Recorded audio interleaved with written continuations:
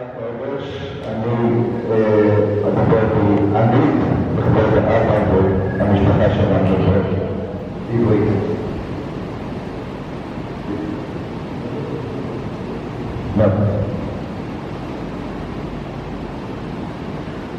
אני התכוונתי לכתוב את ההסבר על התפיסה, וכנראה התפיסה הייתה טובה מדי, נוחה מדי, ישר הלכתי לישון, וכשהתעוררתי וראיתי שיש לנו שעה לנחיתה, אז כתבתי כמה דברים, מה שיכולתי ישר אני אומר עליו. אשת חיל נמצא ורחוק מפנימי נכרע. This week has been a week of many firsts for me. As a Kohen, this is the first time that I am in the presence of a mace. And this despite the fact that my mother, Hareni Kaparat Mishkava, very much wanted me to study medicine, yet I told her that as a doctor, especially an Israeli doctor, it was very difficult to get a heter to study medicine as a Kohen. And since my mother is Jewish, if she couldn't say my son's a doctor, I think the second best thing for her was to say my son, the lawyer. I would just like to say parenthetically that I am very happy to note, to the best of my knowledge, none of my children have expressed an interest in becoming a lawyer. Though truthfully, it's really not such a terrible profession. It's just that 95% of the lawyers give a bad reputation to the other 5%. Also, I would actually be very supportive of any child of mine that wishes to study medicine. As in the meantime, I have received some very compelling tshuvot from prominent poskim that permit a Kohen to study medicine, based on numerous rishonim and achronim, and innovations in the manner in which medicine is taught in this generation. This also is the very first time that I am publicly delivering a eulogy. This past Friday, Bet Mar Cheshvan, I turned 50 years old. And today, October 12th, is the birthday of my mother, Hareni Kaparat Mishkava. Not a great birthday present. I consider myself, along with my older brothers, to be very fortunate that this is the first time that any of us have experienced the loss and will now experience personal avilut. I note that this is the first time that I'm delivering a hesped. Computer issues.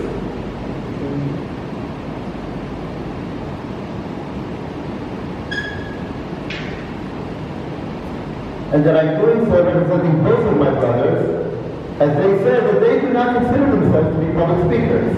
And truthfully, Mama, you also were not known to be a public speaker. However, we all remember what happened last year at the wedding of Avi and Aviyah, when you went off script and delivered a short yet beautiful speech of the chuppah, while sitting with Papa from your home in North Miami Beach.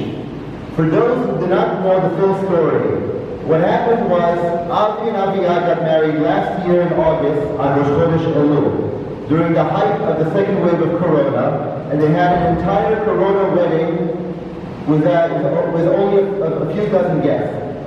My parents were correctly cautious to not unnecessarily expose themselves to the risk of infection.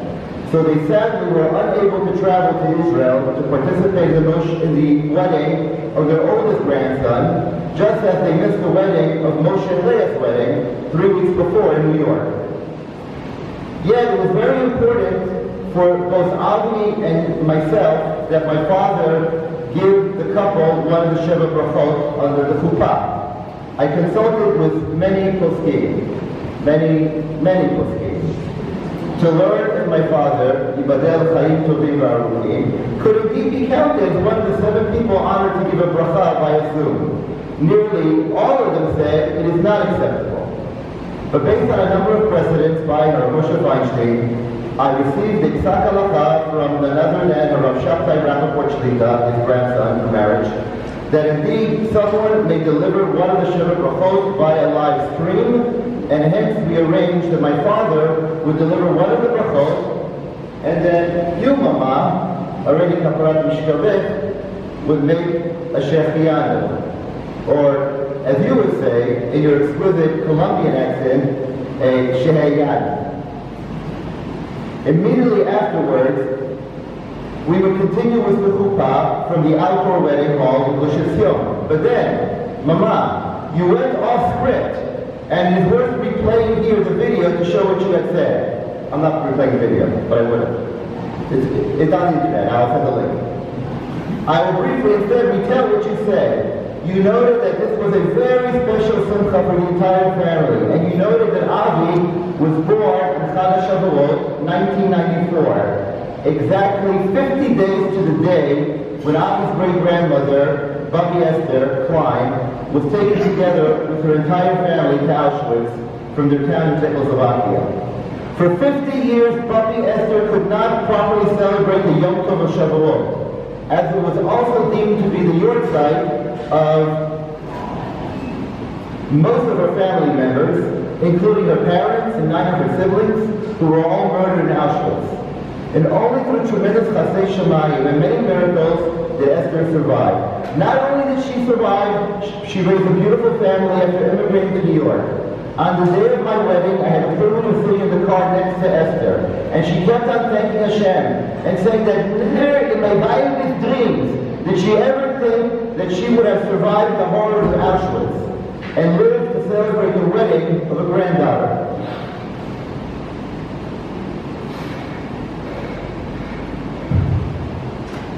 And then 50 years from the date of that cursed day, as Chag Shavuot began in Eretz Israel, her very first great-grandson was born. 50 years in a day. Yom L'Shana, Yom L'Shana. And now again, Babi Esther could properly celebrate Chag Shavuot by not only recalling the evil tragedies of the past, but could now take pride in being a great-grandmother of a baby, a great-grandson born in Yerushalayim. It was this significance, Mama, that pulsated through you on that day of Avi and Aviya's wedding. And you wanted to tell this to everyone. So while you may not have been a public speaker, you seized the opportunity to say the right thing at the right time. I have so many inspirational stories to tell about you, Mama, but all of the halakha svarim say that hespedim should be short and to the point. So these will need to be repeated and told on different opportunities. I will say in short, you were the quintessential homemaker, renowned for your delicious and fancy salads, preparing huge bowls that are nearly as big as your small frame. You always like to tell us how hard it was for you to shop for women's clothing. Kind of size 0. And of course, your signature chocolate mousse cake that had a name either given by Papa or any one of your numerous dear friends that you hosted over the years in North Miami Beach was given the name that today bears peculiar significance. Death by chocolate. You were both a dedicated and loving mother and wife, and Savta Rapta, who truly served as Papa's Ezer Kenegdo. Even the phrase Ezer Kenegdo bears significant meaning in your marriage of nearly 57 years with Papa. Within minutes of your passing, Papa cried out that it was this week, 57 years ago, that you met. I didn't know that you and Papa had such a short courtship, and your wedding anniversary is coming up on December 19th. So I told Papa, you clearly immediately knew that you had met someone truly priceless, and you didn't waste any time, and you told me yes, or Jif, in your adorable Cuban accent. It is worth recalling the event in North Miami Beach arranged by the members of your dear Chavurah friends for their monthly gatherings. When one time they invited a marriage counselor to conduct a workshop with all the members. The workshop entailed filling out an individual questionnaire to ascertain the compatibility of each spouse to one another. Apparently, the results of your questionnaires, when compared with those of your questionnaire compared with those of Papa, led the marriage counselor to pronounce that you were completely opposite to one another. Promoting the marriage counselor to look at the both of you and ask, and may I ask, how many years have you been married? And Papa responded without batting an eyelash, 37 years. While the marriage counselor may have been flabbergasted, you built for yourselves a beautiful marriage. With all of your differences, and frankly there are too many to enumerate at this time, or ever, but you both share a deep relationship based on mutual respect and love. The last memory I would like to share is to express our family's tremendous gratitude and appreciation to you, Mama, for saving Papa's life. Back in December 2013, I think. My father was sitting alone at the Shabbat table while my mother was in the kitchen, and all of a sudden she heard his fork fall to the floor. My father was not moving. She instantly realized that he just had a massive stroke. Proceeded to call for an ambulance. They arrived within 5 minutes and rushed my father to the hospital where he was administered an ATP injection that saved his life. And miraculously, he recovered within 1 day, and he recovered fully. The B'ezras Hashem will be celebrating our father's 90th birthday in less than 2 months. Now, Papa,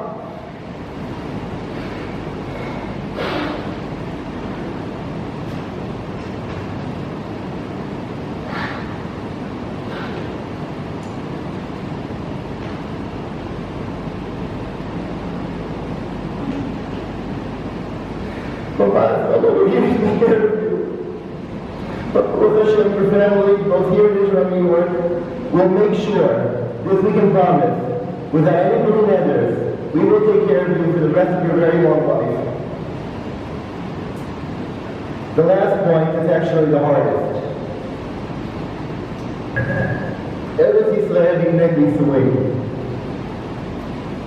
The dream of my parents, I have to go off script now because I'm playing land at this point.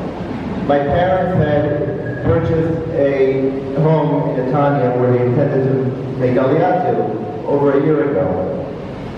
All the plans were made, Nefesh B'Nefesh files were opened over a year ago, and then my mother was detected with the cursed disease. Nonetheless, she tried very much to maybe continue treatments here, do what she could. It didn't happen. At least she will be here permanently for her children, her grandchildren, her great-grandchildren, her great-great-grandchildren to come visit.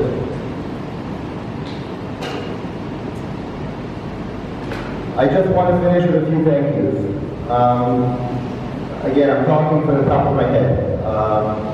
So Lisa and Louis, they came down to be with my parents on Sukkot. They saw what condition my mother was in, and they said there's no way you can continue staying on your own. And I'm not going to say they forced them because they realized it was the right decision, but they had to come with them to New York.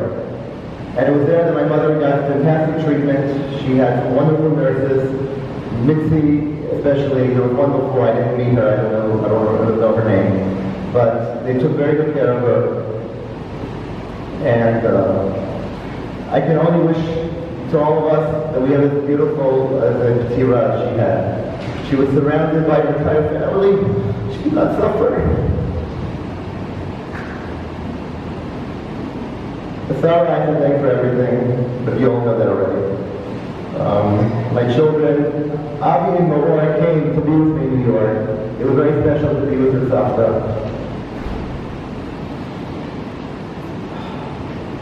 There is an organization called Amudim in New York. I don't know who they are, what they do, but they do it. Everyone told us it was impossible for my parents, my father, anyone who's not Israeli within a day to come, including those who are not necessarily first-degree relatives, would not be able to come. They made it happen. There was one document that was needed, and it was with my brother who had fallen asleep at 3 in the morning, and we needed it early in the morning. When I told him I've been calling him, he's not answering, neither did the text. He said, where does he live? I said, he's on 83rd Street and Broadway. He said, somebody will be there in 15 minutes. They got the document, they got the birth. Otherwise we wouldn't be here.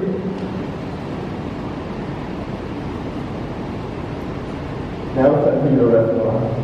Tefillah Shalom, Tefillah Shalom, Tefillah Amavet. Bakasya mo sa ating imang mga pagpapalit. Thank you for the